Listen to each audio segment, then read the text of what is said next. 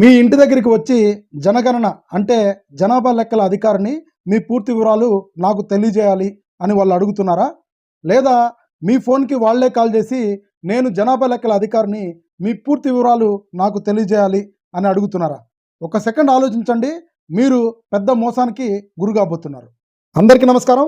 ఈరోజు మనము ఒక ముఖ్యమైన విషయం గురించి చర్చించుకోబోతున్నాం. ఇటీవల మన భారతదేశంలో జనగణన అంటే జనాభా లెక్కలు ప్రారంభించడం మీరందరికీ తెలిసిందే. అయితే ఈ జనాభా లెక్కల పేరుతో చాలామంది మోసాలకు గురవుతున్నారు. మీరు కూడా అజాగ్రత్త వహిస్తే తప్పకుండా ఆ బాధితుల లిస్టులో చేరవలసి ఉంటుంది.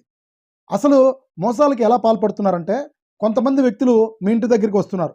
వచ్చి మేము జనాభా లెక్కల అధికారులము, మీ యొక్క ఆధార్ కార్డు, మీ బ్యాంక్ డీటెయిల్స్, ఓటీపీ మాకు తెలియజేయాలని అడుగుతున్నారు. ఇంకొక విధంగా వాళ్ళే మీకు ఫోన్ చేసి నేను జనాభా లెక్కల అధికారిని, మీ యొక్క Aadhaar card, bank details, OTP నాకు తెలియజేయాలని అడుగుతున్నారు.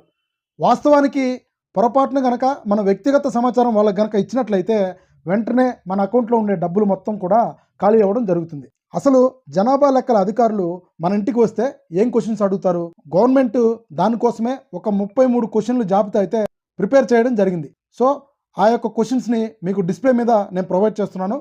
సో వీటిలో కాకుండా మీ యొక్క వ్యక్తిగత సమాచారం ఎవరైనా సరే అడిగినా ఎట్టి పరిస్థితుల్లో మీ డీటెయిల్స్ వారితో పంచుకోవద్దు. ఒకవేళ జనాభా లెక్కల అధికారులు వచ్చినట్లయితే ముందుగా వాళ్ళ ఐడి కార్డు చెక్ చేయండి. మీకు ఏదైనా అనుమానాస్పదంగా కనిపిస్తే వెంటనే మీ దగ్గర ఉన్న పోలీస్ స్టేషన్లో సమాచారం అయితే ఇవ్వండి.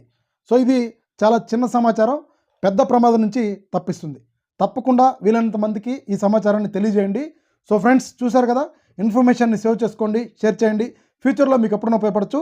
ఇలాంటి మరిన్ని వీడియోస్ కోసం మన ఛానల్ని తప్పకుండా సబ్స్క్రైబ్ చేయండి. Thank you.